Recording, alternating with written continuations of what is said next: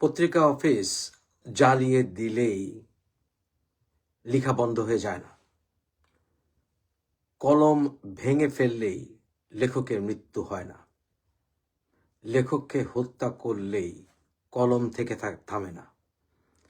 কলম এবং লেখককে ভাঙলে এবং হত্যা করলেও নতুন চিন্তার উদ্রেক হয়।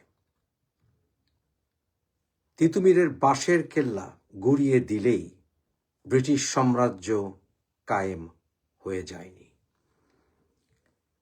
তাই যে কোনো সংগ্রামে সবচাইতে বড় শক্তি হচ্ছে বাক স্বাধীনতা। এই বাক স্বাধীনতার মাধ্যমে যে কোনো অপশক্তিকে পরাজিত করা যায়। আমরা বর্তমানে বাংলাদেশে যা দেখছি এবং বিশেষ করে গত কয়েক বছর ধরে যা দেখে আসছি তা হচ্ছে বাক স্বাধীনতার সবচাইতে বড় বিপর্যয়। সেখানে নেমে এসছে পেশি শক্তি, যারা মনে করে গুলি করলে, আগুন জ্বালিয়ে দিলে, হত্যা করলে কোনো একটি মতবাদের বা চিন্তাধারার অবসান হয়। আমরা কখনোই দেখিনি ইন্টেলিজেন্ট রাজনীতি, আমরা কখনোই দেখিনি বাক স্বাধীনতার প্রতি মর্যাদা। আমরা দেখেছি প্রচারের বিরুদ্ধে প্রচার, আমরা দেখেছি প্রচারের বিরুদ্ধে শক্তি প্রয়োগ। তাই বারবার অপশক্তি চাঙ্গা হয়েছে। শেখ হাসিনার সময়ে আমরা দেখেছি মৌলবাদী গোষ্ঠীদেরকে, উগ্রবাদীদেরকে জেলে ভরেছে, আবার তারা বেরিয়ে এসছে এবং বেরিয়ে এসে নিজেদেরকে গাজী, এবং যদি তারা সন্ত্রাস কর্মকাণ্ড করতে গিয়ে মরেছে, তারা এখন হয়ে গেছে শহীদ। ধর্মের, বিশেষ করে ইসলামের অপব্যাখ্যার মাধ্যমে তারা জেহাদি বাহিনী গড়ে তুলেছে এবং বাংলাদেশের তাই আছে অপশক্তির উত্থান। যারা আবার বাংলাদেশের পতাকা সম্বলিত হেডব্যান্ড পরে, যারা প্রকৃতার্থে বাংলাদেশেই বিশ্বাস করে না, কিন্তু বাংলাদেশের হেডব্যান্ডই পরে বাংলাদেশের পতাকার, মানুষকে ধোঁকা দেওয়ার জন্য। এরাই হচ্ছে রাজনৈতিক মুনাফিক। তারা দেখবেন যখন এই চিৎকার ধ্বনি না দেয়, উগ্র মতবাদ না ছড়ায়, রাস্তাঘাটে মারামারি না করে, তখন তারা রাত দিন স্বাধীনতার বিরুদ্ধে কথা বলে। মূল কারণটি কি? কারণ এদের বিরুদ্ধে সবচাইতে বড় শক্তি হচ্ছে আমাদের ৭১-এর স্বাধীনতার চেতনা, আমাদের লাল সবুজের পতাকা। তাই এদেরকে যাতে আক্রমণ করতে না পারি, এরা সেই লাল সবুজের আমাদের পতাকার হেডব্যান্ড পরে। এটা কিন্তু তারা পড়তে ভোলে না, কিন্তু এরাই কিন্তু বাংলাদেশের ৭১-এর স্বাধীনতার চেতনায় বিশ্বাস করে না। এরাই কিন্তু একদিন চিৎকার করবে স্বাধীনতার, বিজয়ের এবং আমাদের জাতীয় এই পতাকার বিরুদ্ধে। আমরা দেখেছি যে আমার দেশ পত্রিকাটাও কার্যত নিষিদ্ধ ছিল, কিন্তু এরা আবার চাঙ্গা হয়ে উঠেছে। কারণ আমার দেশের যে প্রচারণা, তার বিরুদ্ধে যৌক্তিকভাবে প্রচার করতে বা মুক্তচিন্তক মানুষদেরকে, সেকুলারিস্টদেরকে, প্রকৃত ধার্মিকদেরকে শেখ হাসিনা সরকার কখনো বাক স্বাধীনতা দিতে পারেননি। এটা ছিল ওনার শাসনের আমলের সবচেয়ে বড় বিফলতা। তার জনসমর্থন ছিল অনেক, উনি আওয়ামী লীগের নেত্রী ছিলেন, ওনার পাশে পুলিশ ছিল, আর্মি ছিল, বিচার ব্যবস্থা ছিল। উনি চাইলে বা ওনার উচিত ছিল প্রকৃত স্বাধীনতার চেতনার মানুষদেরকে এবং মুক্ত চিন্তকদেরকে, প্রকৃত মুসলিমদেরকে, এই সকল উগ্রবাদীদের মুখোমুখি বসিয়ে ডিবেট করানো, আলোচনায় বসানো এবং তাদের কথাবার্তার অসারতা নতুন প্রজন্ম বুঝতে পারত। সেটা হয়নি। যাই হোক, মূল কথায় ফিরে আসি।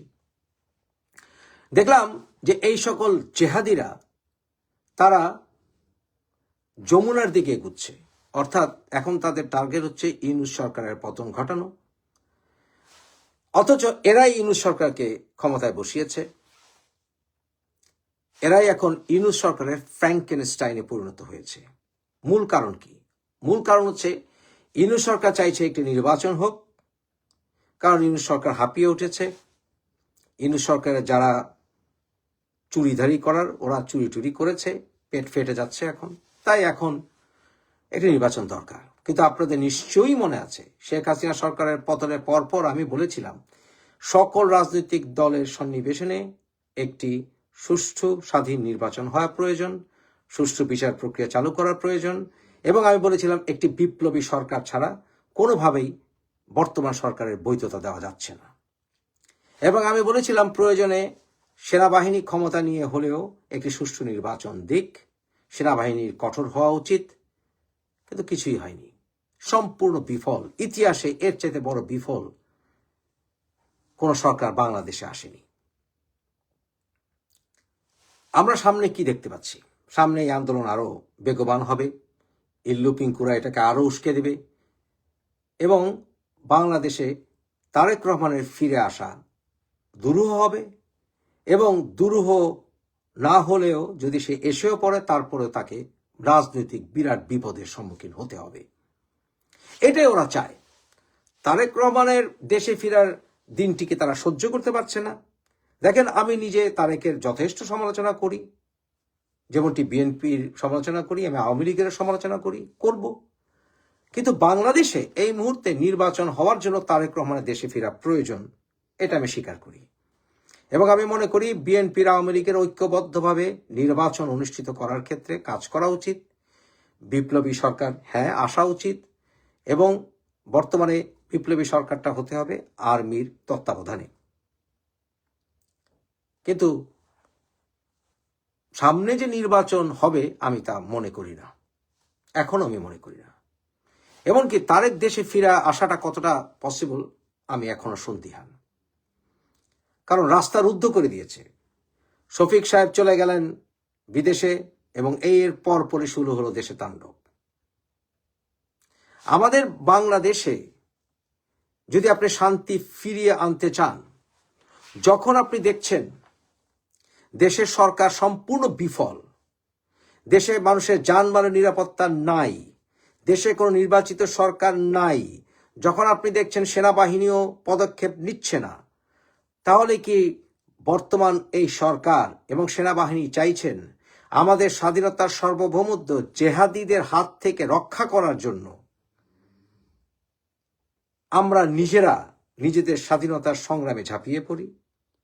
এই সরকার কি তাই চাইছেন? আমি কোনো মানুষের মৃত্যু কামনা করি না, কিন্তু এই যে হাদি মরল, সে কি ভালো মানুষ ছিল? আমি তার সংগ্রাম বা তার আন্দোলন, শেখ হাসিনা পতনের বিষয়গুলো আলাদা রাখতে চাই। কিন্তু যে বিজয়ী হবে সে তো হবে নম্র, যদি সে নিজেকে বিজয়ী মনে করে থাকে। বিজয় করার চাইতে বিজয় ধরে রাখা হচ্ছে সবচেয়ে বড় কঠিন কাজ। এই হাদি মৃত্যুর আগ পর্যন্ত প্রায় প্রতিদিন যেভাবে সন্ত্রাসী বক্তব্য দিয়ে গেছে, এটা করব, সেটা করব, মেরে ফেলবো, ফাটিয়ে ফেলবো, দেশ থেকে বিতরণ করে দেব, তেপান্তর করব, এর ফাঁকে ফাঁকে মাঝে মাঝে ইসলামের কথা বলেছে, ধর্মের কথা বলেছে, বাট মধ্য কথা তার কথাতে কখনো আমি সফটনেস দেখি নাই।